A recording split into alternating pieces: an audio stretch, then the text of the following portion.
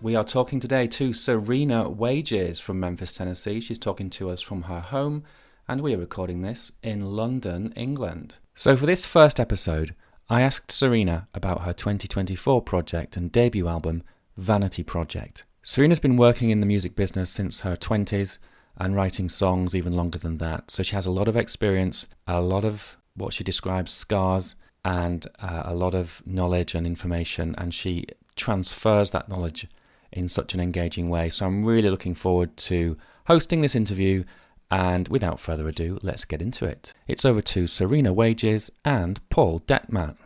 So you started some new music this year. Vanity Project is very much last year's thing for you. So how would you describe this year's tunes when you compare those to Vanity Project? It's so different. And I mean, I'll try to only say this once because otherwise I could start every answer about my music with this statement, but I can never see things accurately being so close to it, so I can sort of, and I will today, like attempt to have my reflections on Vanity Project and my reflections on my new record. And also, I mean, one of the things again that I found really captivating about your reviews were that it put language around something that exists inside of me that I can't explain at all. But yeah, I think Vanity Project, they always say your first record is something you've been making your whole life, and they talk a lot about how like artists sometimes really struggle on their sophomore record, and it's not until their third record that they can tap into the same magic from their first and whatnot, and whatever. Everyone always says a lot of things, and who knows. But the first record, I'd been in bands for forever, but I'd never done a solo project, obviously. And I like live life as someone, I just don't, I look around at other people sometimes and their experience of being human seems to be so much more linear and simple. And for myself, there's always been this endless journey to try to make sense of my past and my present and my future. And it's just been it's a heavy cross to bear, I suppose, relatively speaking. And so I for better or for worse, let all of that come out into this first project. And so it was like every story from my youth into my 20s, the good, the bad, the indifferent, and it was deeply personal and every word was true, really. And it ended up being sort of like a niche, more indie project, I suppose the industry might say, because it was so deeply personal and it wasn't written for anyone but myself. And I'm so proud of that. And I'm sure we'll talk about it more in the next hour. But for the second project, it's still honest. It's honest, but it's not like bleeding out on the floor. It's not. I remember sitting on my balcony writing the first project. I was living in downtown Memphis by myself, newly out of a relationship and deeply heartbroken and self-destructive and lost and like wholesome and also wild as hell at the same time. And so I was, having these crazy wild nights and waking up at 5 a.m. and sitting on my patio and listening to tracks that Joe Restivo, my co-writer, had sent me and writing these like poems set to that music. And it was all just like line by line, autobiographical. And with this second record, I'm in a different place. I'm in a place of like maybe the same level of confusion in moments, but it's lighter. And I don't feel like I'm in the midst of despair anymore, which this all sounds so dramatic, but that is kind of how I experience life. I experience it in really intense colors. And so, yeah, the second project, it's just, there's a bit of like a sarcasm and a swagger and a sense of humor that I forgot for a long time. And it's all back. And I think I've said to you before, not to be cliche, but Vanity Project was definitely in the middle of a wound. And this is on the other side of that. It's like it's scarred over a bit and it's still there and I still feel it in my gut, but it's not like on my forehead anymore. And so it allows me some freedom to play with different colors. And yeah, so I hope that it comes out as kind of like a fun, sexy, wild project. But then again, there is like 3 murder ballads and a lot of really intense like heartbreak and drug references. So my version of saying something is light and boppy always has like, you know, an underbelly of despair. That's what we like, I think. I mean, I've got the track list here. I've been listening to it a lot. So there is fun in it, Yeah. but the feeling is the overriding feeling is heaviness. It's like, gosh, did you really live all of these things? Is this 10 stories or is it like 30 stories that you've kind of mashed up and mixed around with? Or how literal are we to take each of these songs? Yeah, I think it's hundreds of stories and 10 themes, you know. If I were to, put all of these experiences under just 10 different umbrellas. And, you know, there were other songs that didn't make the record too, other stories. Like there was a song called Electric Butterfly about like finding this new love in New Orleans and it being this like wild, carefree night. So there, you know, there's all these different colors that some didn't even make it on the final project. But yeah, I mean, as far as it being a literal interpretation, yeah, I'm thinking through the tracks now. I can't think of anything that's not completely true. You know, I think it was pretty spot on. Even the Yeah. kind of oversharing moments, you know, there was some vulnerable lines that I don't think I even realized till it came out and people started asking me about it. It's like when you get a tattoo and you forget that at dinner parties with strangers, they're going to start being like, what does that one mean? And you're like, oh shit. Well, I put it on my arm, but I didn't think I was going to have to explain it to you. Like, I don't know why I missed that in understanding, but. Essentially, the name Vanity Project was, you've reclaimed it, but it was sort of an insult, wasn't it? You heard that somebody had said that you're just this dismissive thing about you, and you've turned that around in such a cool way and made it front and center of the album.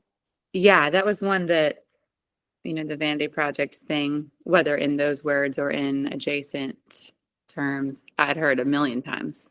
And they say, or I think that it only really hurts when you also are afraid there might be some truth there, right? So people's perceptions or projections can work sometimes. They can get to you, you know, and if you don't have the maturity at the time you first start hearing them to block it out, it can really get in there and change the course of things. And yeah, I think in short, I somehow digested the message from a really young age. And this is not from my parents, this is from other sources, but I digested like intellect and achievement wasn't necessarily for me unless attached to beauty and charm. And so then when I did finally start pouring myself into something that was brave and wild and hard as fuck, you know, and then being proud of it and showing it to the world, like, look, I really am worth something here, you know, and then for them to still sort of give it a Vanity Project title was an interesting. It must be hard as an artist to have those kind of things thrown around, and you've worked so hard on something. I see it myself as well. We're not with my stuff, and people just go, "Oh, it's this," and they don't even really think about it. You said the word oversharing earlier, which I never crossed my mind actually. I think that one of your strengths is that you share a lot. You know, it's very transparent in many ways. It feels like you're channeling raw emotion into the song, which is why your voice stands out, I think. But do you find it draining or energizing to be that honest and that open about real events? It helps me in a therapeutic way. And I don't know Good. why. There's nothing hard to me so far about sharing vulnerable truths. I mean, I suppose maybe there was at some time, but it's like I hit my own sort of personal rock bottom, and the only way to heal myself was to share what I'd been carrying for so long. And like Brene Brown, one of my favorite sort of thought leaders, always talks about how shame thrives in secrecy and dies in public. And so, yeah, it's not like a challenge for me to share. It's like, it feels like a complete necessity. What is a challenge is when I start to bully myself for how it might be received, or if I went too far, or if I shouldn't have, or if I just talked too much, or, that's the hard part. So is the music a way to get that out? Oh, yeah. Yeah. Yeah. Like, I don't know if you feel this way, but like, I've never felt understood. If I can package it into a song, I don't know. It's almost like I don't even need anyone else to understand it. Once it lives outside of me, at least I know it's been validated by like the music that it lies within or something. I don't know. It's just, it's too much energy to exist inside of me. Like I literally feel like I have to get it out or I'm unwell, kind of thing. I also heard recently, going back to what you're talking about, like chatting in a pub, I heard recently that there's like two different types of communicators. Some need to be heard and some need to be felt, or something like that. It might be like understood and felt or something. And sometimes the more verbose types, like I speak sometimes in a circle and I'm trying to learn how to tidy it the fuck up, but I want to be felt. I just don't want to be heard. I want the full emotional impact of what I'm experiencing to be properly shared, but yeah, I guess you put it into a song and then nobody has to talk back or cut you off. I think it's one of the drawbacks of prose writing is that some things can't be put into words. And I've definitely said this somewhere along the line that I think music is much better at conveying emotion than just reading words, right? Because first of all, you're putting your own voice onto it as well. And you've got the music to emphasize things and to bring out more emotion. But you've got the luxury of writing your poems, which is cool. And I do like the lyrics. The lyrics are what interests me about music or songs usually. And then you can add the music as well. You've got so many more tools to convey your emotion than a writer like me has. Yeah, Joe Restivo, who I wrote the first record with, Vanity Project, he's primarily a guitar player. So he's a guitar player writer. And his understanding of different musical voicings is what drew me to him as the collaborator I wanted to work with. I play very elementary levels of guitar and piano, and he could create these colors and these moments that, to your point, when things can't be put into words, my lyrics say as much as I feel like a song could possibly say with language. And then there's a whole nother part of the story that he brings to life with his voicings and progressions. And man, we just got lucky almost. Like, even if no one else in the world ever loves it as much as he and I do, I feel like somehow the muses struck us at the same time. And we were able to tell the exact story we wanted to with our combined skill sets. And also with our combined inadequacies, a lot of storytelling comes in the inadequacies as well. And yeah, it's a therapeutic thing for me. When I get bogged down, like I have a meeting this morning, and the guy I was meeting with is sort of a business coach, and he said, "You seem discouraged." And I said, I am a bit today, maybe tomorrow it'll be a whole new day. Like the mood swings are real in this career, but I'm glad to have this conversation, because when I can lock into why I have to do this and remind myself, it like restores my insides a bit, What are the best and worst things about being an independent artist? Yeah, best things. I have creative control, number one. I actually can't imagine at this point not having it. I fought for so long to have my own sense of agency and voice. And it wasn't necessarily the industry that was in my way, it was myself. And so now that I've primarily overcome that hurdle, I can't imagine like another person trying to keep me from saying and doing what I want to, say and do. So the best, yeah. So creative control and agency, self-esteem, number 2. I'm so proud of what I did last year. I've never worked harder in my entire life.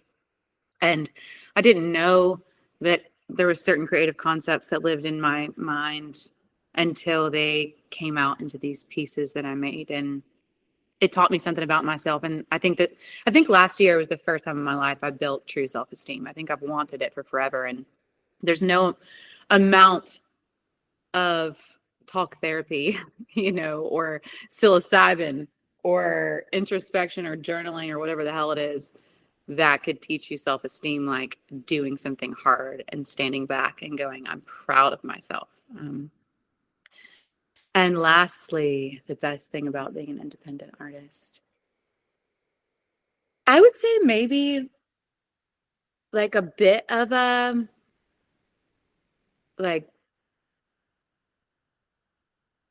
sort of warrior for the little guy, like a justice warrior for the other creative weirdos out there who can't live without this pursuit, who, for whatever reason, probably circumstances and luck, haven't been awarded a team, to help them carry the ball down the field. And just that if I can make it from this place, if it could be, a bit of a testament to the others who, there's just so much good art in the world. I mean, I have best friends who aren't even making records anymore, who are the best writers and singers I've ever known. So there are perspectives everywhere that could like heal us as a people, and make us laugh and like teach us so much. And it's just, I don't know, to be able to launch by myself with the little team that I've accumulated, without the machine.